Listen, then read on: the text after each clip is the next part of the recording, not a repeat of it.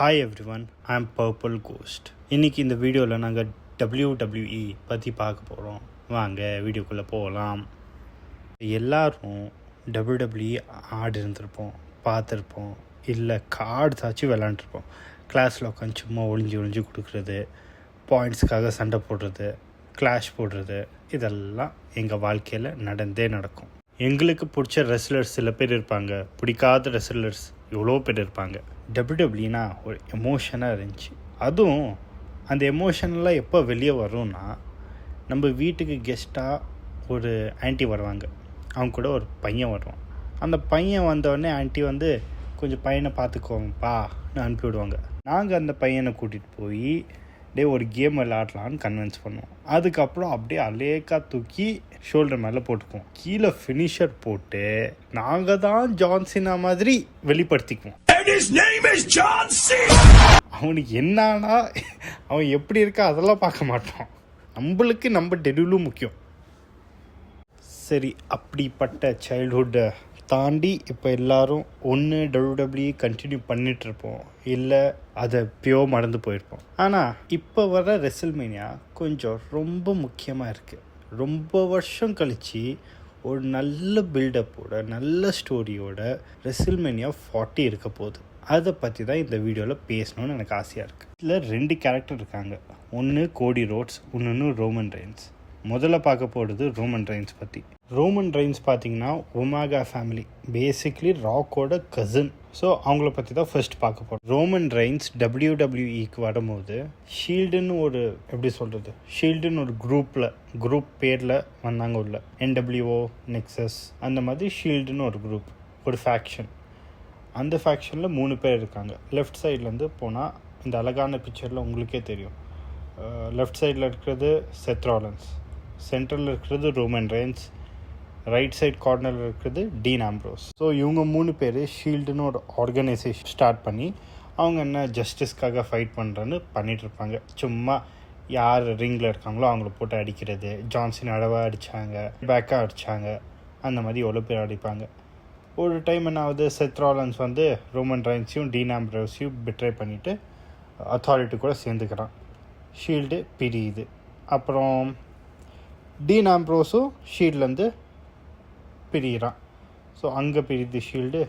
Roman Reigns ஒரு individual wrestler ஆகிறாரு, அங்கே ஷீல்டு பிரியுது. அப்புறம் செத் ராலன்ஸ் ஆல்ரெடி ஷீல்டு விட்டு போயாச்சு, ஒரு அத்தாரிட்டி கூட சேர்ந்தாச்சு.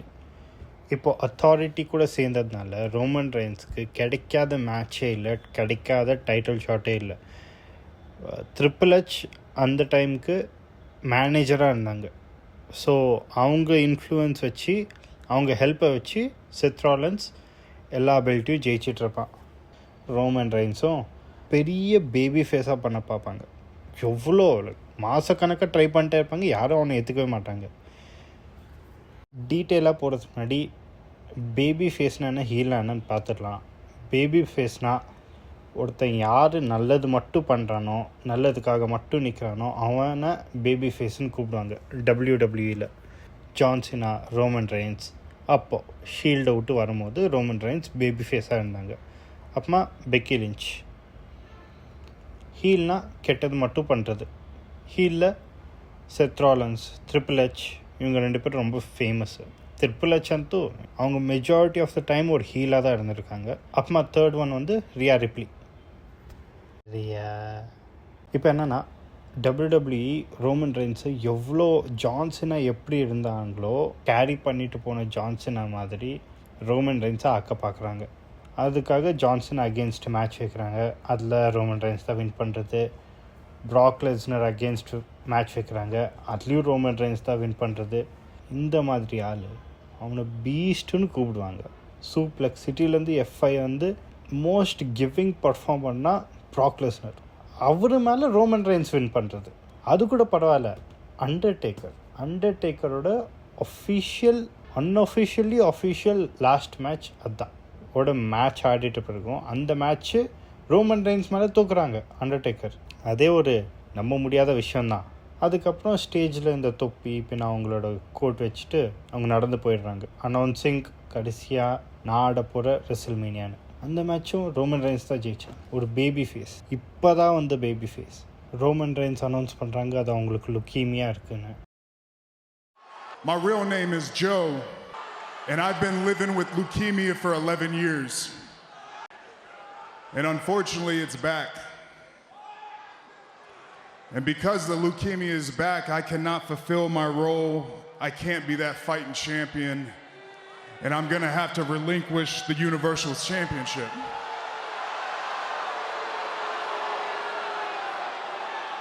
அதுக்கப்புறம் லுக்கீமியா இல்லை, ரிகவரி ஆகிட்டுருக்குன்னு ஒரு அனௌன்ஸ்மெண்ட் பண்ணுறாங்க.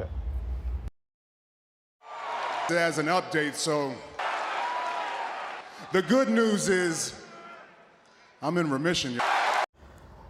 லுக்கீமியா முடிஞ்சிட்டு வந்துட்டு பிறகும் சில மேட்சஸ் ஆடுறாங்க ரோமன் ரெயின்ஸ், ஆனால் அவ்வளோ ஒன்றும் மேஜர் மேட்சஸ்லாம் ஆடிட்டு இல்லை. அதுக்கப்புறம் லாக்டவுன் வருது, திரும்பியும் எல்லா இண்டஸ்ட்ரியும் க்ளோஸ் ஆகுது, டபிள்யூடபிள்யூயும் க்ளோஸ் ஆகுது. அதுக்கப்புறம் கொஞ்சம் கொஞ்சமாக இது வரைக்கும் ஆடியன்ஸ் ரோமன் ரெயின்ஸ் வரும்போதெல்லாம் ஒரு மேட்சும் ஜெயிக்கும் போதும் கூட அவனை பூ தான் பண்ணியிருக்காங்க, அவனை என்கரேஜே பண்ணதில்லை, கம்மி தான் பண்ணியிருக்காங்க. ஆனால் மனுஷனுக்கு என்ன ஆச்சோ தெரியல, இந்த சில்வர் டோமுன்ற இந்த ஸ்டேஜில் அப்போ தான் ஒரு கேரக்டர் டெவலப்மெண்ட்டே ஆச்சு ரோமன் ரெயின்ஸுக்கு. பால் ஹேமன் பின்ன ரோமன் ரெயின்ஸ் ரெண்டு பேரும் சேர்ந்து ஒரு கேரக்டர் டெவலப் பண்ணாங்க ரோமன் ரெயின்ஸுக்கு, ட்ரைபல் சீஃப்னு. ட்ரைபல் சீஃப்னா ஒரு ஹெட் ஆஃப் த டேபிள், அவங்களுக்கு கீழே தான் எல்லோரும், அவங்களுக்கு கீழே தான் அவங்க ஃபேமிலி, இந்த இண்டஸ்ட்ரியில் இருக்க ரெஸ்லர்ஸ் எல்லோரும் அவங்க கீழே தான். இப்போது ரெண்டு புது கேரக்டர் இன்ட்ரடியூஸ் பண்ணுறாங்க, Jimmy Uso and J Uso. இந்த பிக்சரில் யார் ஜிம்மி யார் ஜேன்னு எனக்கும் தெரியாது, ஆனால் இவங்க ரெண்டு பேர் வராங்க. இவங்களும் அதான் ரோமன் ரெயின்ஸோட ஃபேமிலி. ஸோ இவங்க மேட்ச் ஆட ரோமன் ரெயின்ஸ்க்கு இவங்களுக்கும் ரைவல்ரி ஸ்டார்ட் ஆகுது. J Uso versus Roman Reigns ஆகுது. அந்த சூப்பர் டோம் அடி அடி அடின்னு அடித்து எவ்வளோ அடிப்பானா, இந்த சார்பாட்டா பரம்பரையில் வர மாதிரி அவங்க எப்படி அவங்க தோல் இருக்க துண்டியை தூக்கி போட்டணும் ஒரு ரிங்குள்ள போட்டால் தான் அந்த மேட்ச் முடிஞ்சுன்னு அர்த்தம். அதே மாதிரி இங்கே ஜே ஊசோ அடி வாங்குறத பார்த்து ஜிம்மி ஊசோ அவனோட துண்டை எடுத்து ரிங்குள்ளே போடுறான். அதுக்கப்புறம் தான் ரோமன் ரெயின்ஸ் அவனை விட்றான். இதுக்கப்புறம் நடக்கிறது தான் peak, one of the peaks, hell in the cell match.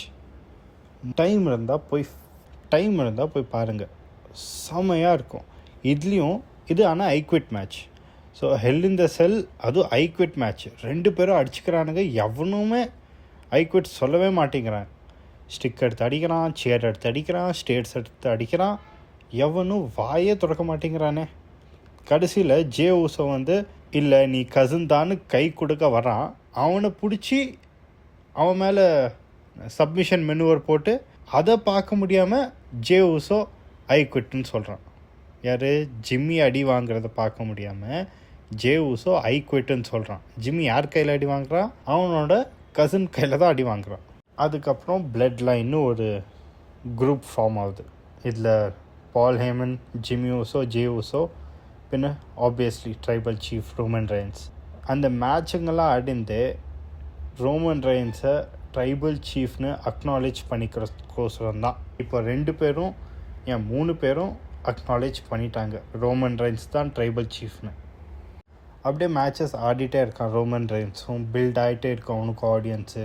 இந்த ஒரு ஹீல் கேரக்டர்னால தான் ரோமன் ரெயின்ஸ்க்கே ஒரு பேருன்னு வச்சு, ஆடியன்ஸ் சப்போர்ட்டுன்னு வச்சு. எப்போது டபிள்யூடபிள்யூஇ ரோமன் ரெயின்ஸ்க்கு சப்போர்ட் இருக்கணும்னு பேபி ஃபேஸாக பண்ணி எவ்வளோ பண்ண பார்த்தாங்க, அப்போல்லாம் ஒரு சப்போர்ட்டும் கொடுக்கல, ஒரு சப்போர்ட்டும் அவனுக்கு கிடைக்கல. ஆனால் ஒரு ஹீல் டர்னால் எவ்வளோ பேர் அவனோட பிக்கெஸ்ட் ஃபேன் ஆகி அவனுக்கு எவ்வளோ சப்போர்ட் கொடுத்துட்ருக்காங்க இப்போது. அதே மாதிரி ஒரு match Drew McIntyre versus Roman Reigns. இந்த மேட்ச்சில் ஊசோஸும் இல்லை ஹெல்ப் பண்ணுறதுக்கு, அப்புறம் பால் ஹேமனும் இல்லை ஹெல்ப் பண்ணுறதுக்கு. ஏன்னா இது வரைக்கும் most of the matches Roman Reigns win பண்ணுறது வாஸ் பிகாஸ் ஆஃப் அவங்க ஃபேமிலினால இல்லை பிளட் லைன்னால தான். அவங்க இன்டர்ஃபியர் பண்ணி சென்டரில் அடிப்பாங்க, உதைப்பாங்க அதனால். ஆனால் இந்த மேட்ச்சில் ரெண்டு ஆப்ஷன்ஸும் இல்லை. ஸோ மூணாவதாக ஒரு ஆப்ஷன், ஒரு ட்ரம்ப் கார்டு, சோலோ சுக்கோவான்னு. சோலோ சுக்கோவா வேறு யாரும் இல்லை, ஜிம்மி ஊசோ அண்ணன், ஜே ஊசோ தம்பி, சோலோ சுக்கோவா மூணாவது பையன். ஸோ இப்போது பிளட் லைனில் 4 பேர், 5வது ஒரு ஆள், இவன் பேர் தான் சாமி ஜெயின். இவனுக்கு பிளட் லைனில் சேரணும்னு கொல்ல ஆசை. எப்போ பார்த்தாலும் ஏதாவது இம்ப்ரெஸ் பண்ண ட்ரை பண்ணிகிட்டே இருப்பான். ஏன் Sami Zayn and bloodline funny மூமெண்ட்ஸ்னு போடுங்க, நல்ல என்டர்டெய்னிங்கான வீடியோ இருக்கும். அவனும் எவ்வளோ ட்ரை பண்ணுவான், ஆனால் ஒத்துக்கவே மாட்டாங்க. அவனை வெறும் அப்ரெண்டிஸாக தான் வச்சுருப்பானுங்க. அவனும் எவ்வளோ மேட்ச்சில் இன்டர்ஃபியர் பண்ணுவான், ஜெயிக்க வைப்பான் ரோமன் ரெயின்ஸை. ஆனாலும் கடைசியாக ஒரு டைம் வரும், கெவின் ஓவன் வர்சஸ் ரோமன் ரெயின்ஸ்னு மேட்ச் நடந்துகிட்ருக்கோம். கெவின் ஓவன்ஸ் பின்ன சாமி ஜெயின் 2 பேரும் கொஞ்சம் க்ளோஸ் ஃப்ரெண்ட்ஸ். ஃபஸ்ட்லேருந்தே 2 பேரும் ஒரே தடவை தான் இண்டஸ்ட்ரிக்கு வந்தாங்க. ஸோ அதனால் first 2 matches Roman Reigns win பண்ணிவிடுவான். 3rd மேட்ச்சில் ரோமன் ரெயின்ஸ்க்கு கொஞ்சம் கொஸ்டின் வரும், சாமி ஜெயினோட லாயல்ட்டி எங்கன்னு. அதனால ஒரு ட்ரையல் வைப்பான் எங்கள் WWEயில் ரா ஸ்டேஜ் மேலே. இந்த ட்ரையலில் பால் ஹேமன் எவ்வளோ அட்டாக் பண்ணமோ சாமி ஜெயினை, உன்னை ஃபஸ்ட்லேருந்தே பார்க்குறேன், நீ அப்படி இருக்க இப்படி இருக்க அப்படி இப்படின்லாம் சொல்லி அவ்வளோ அட்டாக் பண்ணுவான். ஆனாலும் சாமி ஜெயின் ஒரு வார்த்தை சொல்ல மாட்டான். கடைசியில் ரோமன் ரெயின்ஸ் சொல்லுவான், இல்லை அவனை முடிச்சிட்டுன்னு சோலோ சொக்கோவாக்கு சொல்லுவான். அவன் முடிக்க வரும்போது ஜே ஊசோ அவனை தடுத்து நிறுத்துவான். இல்லை நான் அவனை ட்ரஸ்ட் பண்ணுறேன்னு சொல்லிட்டு அவனை தடுத்து நிறுத்துவான். இப்போது 3வது match, last solo match with Kevin Owens. Roman Reigns versus Kevin Owens. இந்த மேட்ச்சில் ரோமன் ரெயின்ஸ் ஜெயிச்சிட்றான்.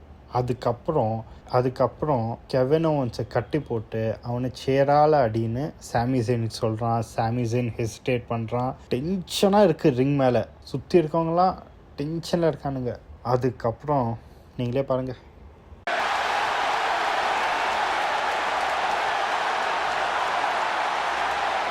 உடையும் யாராவது ஒருத்தங்க ரோமன் ரெயின்ஸ்க்கு இப்படி அடிப்பானுங்கன்னு எல்லாருக்கும் தெரியும். ஆனாலும் அந்த டைம் இருக்கு, அந்த ஸ்டோரி, அந்த பில்டப்பு, அந்த கிளைமேக்ஸு, அதுக்கப்புறம் என்னது, எல்லாரும் சேர்ந்து சாமி ஜெயினை அடிக்க ஆரம்பிச்சிடுவாங்க.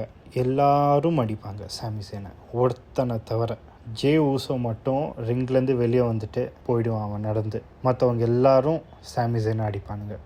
அதுக்கப்புறம் சாமி ஜெயின் கொஞ்சம் கொஞ்சமாக கெவின் ஓவன்ஸை கன்வின்ஸ் பண்ணுவான். இல்லை நான் உன் டீம் தான், நானும் நீயும் பார்ட்னர்ஷிப் பண்ணிக்கலாம், இல்லை நீங்கள் 2 பேரும் ஒரு டேக் டீமாக இருந்தால் இன்னும் பெட்டராக இருக்கும் WWE இருக்குன்னு அவன் கன்வின்ஸ் பண்ணதுனால 2 பேரும் ஒத்துக்கிட்டு ஒரு டேக் டீம் பார்ட்னர்ஷிப் ஸ்டார்ட் பண்ணுவாங்க.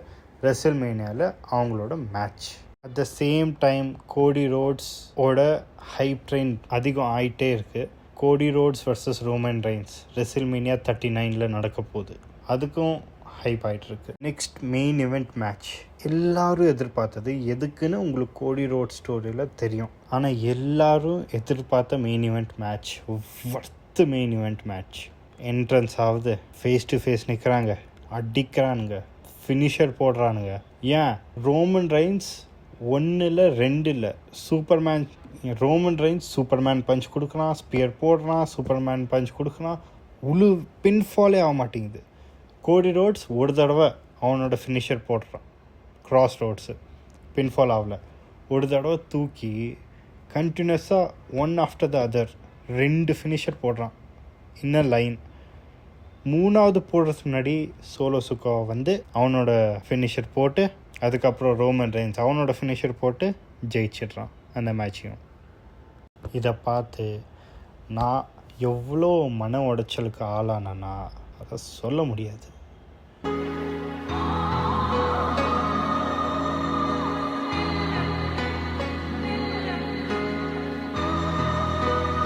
என்ன கோடி ரோட்ஸ் வர்சஸ் ப்ராக் லெஸ்னர்து ஒரு விஷயம் போய்ட்டு இருந்துச்சு. அது கோடி ரோட்ஸ் நெக்ஸ்ட் இதில் தெரிய போகுது. ஆனால் இப்போ என்ன ஆயிருக்குன்னா, ஊசோஸ் அவங்க டேக் டீம் சாம்பியன்ஷிப்பை தோற்றதுக்கு ரோமன் ரெயின்ஸ்க்கு கொஞ்சம் கூட பிடிக்கல.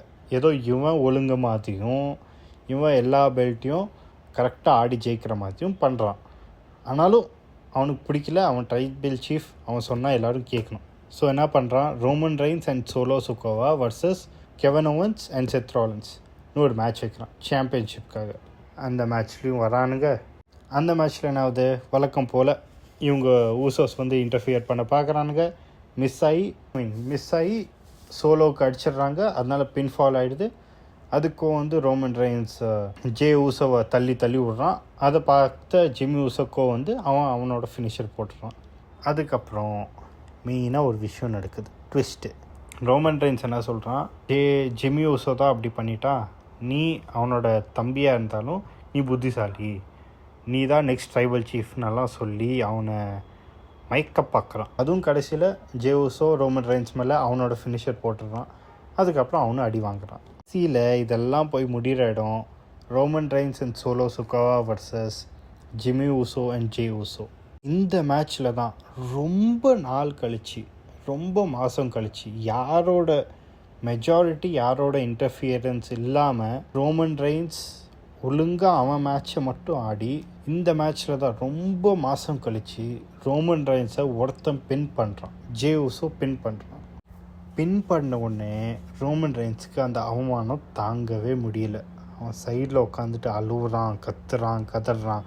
அவன் தான் ட்ரைபல் சீஃப், அவன் தான் எல்லாருக்கும் மேலே, அவன் எப்படி தோற்று போகலான்னு அவன் அழுகுறான். அப்புறம் என்னாவது, ரோமன் ரெயின்ஸ் சொல்லலாம், இப்போது ஒரு மேட்ச் வைக்கலாம், ஜே உசோ வர்சஸ் நான் ரோமன் ரெயின்ஸ், இதில் யார் வின் பண்ணுறாங்களோ அவங்க தான் ட்ரைபல் சீஃப்னு. அந்த மேட்ச் வைக்கிறான். அந்த மேட்ச் இது கான்ட்ராக்ட் சைனிங் எல்லாம் ஆகுது. அங்கே எமோஷன்ஸ் இருக்குது. அந்த மேட்சும் ஸ்டார்ட் ஆகுது. சடனாக பார்த்தா ஒருத்தன் வந்து இன்டர்ஃபியர் பண்ணுறான் அந்த மேட்ச்சில். அது யாருன்னு பார்த்தா ஜிமி உசோ. கேட்டால் காரணம், இல்லை நீ என் தம்பி, நீ எனக்கு கீழே தான் இருக்கணும், நீ எப்படி உள்ளெல்லாம் பண்ணலாம் அப்படின்னு ஒரு காரணம் சொல்கிறான். அவன் மேலே அவனும் ஃபினிஷர் போட்டு அவன் கதையை அவங்க முடிக்கிறான். இப்போ என்ன ஆகுது, ஜிமி உசோ திரும்பி பிளட் லைனில் சேர்ந்துட்டான். ரோமன் ரெயின்ஸ் ட்ரைபல் சீஃப் ஆகிட்டான். இப்போ பிளட் லைனில் இருக்கிறது இவங்க 4 பேர். Roman Reigns the tribal chief, Jimmy Uso, Solo Sikoa and Paul Heyman. இவங்க 4 பேர் இப்போ பிளட் லைனாக ஃபார்ம் பண்ணி நிற்கிறானுங்க.